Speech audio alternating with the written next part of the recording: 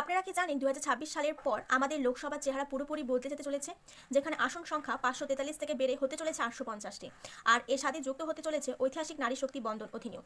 আজকের ভিডিওতে আমরা খাতা কলমে বুঝে নিব সেই আসন বিধির সমীকরণ, নারী সংরক্ষণের বিস্তারিত তথ্য। চলুন শুরু করি। বর্তমান লোকসভা আসন 543টি। 2026-এর পরবর্তী সম্ভাব্য আসন, যাকে ডিলিমিটেশনও বলা হয়, মোট আসন 850টি, যার মধ্যে রাজ্যগুলির জন্য 815টি এবং কেন্দ্রশাসিত অঞ্চল অর্থাৎ ইউটির জন্য 35টি আসন। নারী শক্তি বন্ধন অধিনিয়ম 106তম সংশোধনী আইন। লোকসভা ও বিধানসভায় মহিলাদের জন্য 33% আসন সংরক্ষিত হবে।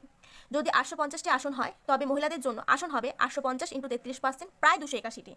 এবার অনেকেরই মনে প্রশ্ন যাচ্ছে, আসন তো 850 মাইনাস 543, সুতরাং 360টি বাড়ছে, তবে কি সেগুলো মহিলারা পাবেন? একদমই নয়। আসন সংখ্যা বেড়ে যখন 850 হবে, তখন মোট আসন 850-এর 33%, প্রায় 281টি আসন পাবে হচ্ছে মহিলারা।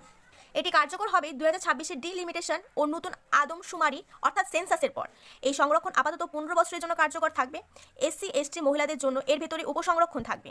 এইভাবে নারী সংরক্ষণ বিল লোকসভার আসন বৃদ্ধির সাথে সম্পর্কযুক্ত। এই ধরনের আরও গুরুত্বপূর্ণ আপডেট এবং কুইক রিভিশন নোটস পেতে আমাদের চ্যানেলটি সাবস্ক্রাইব করুন। দেখা হবে পরবর্তী ভিডিওতে। ধন্যবাদ।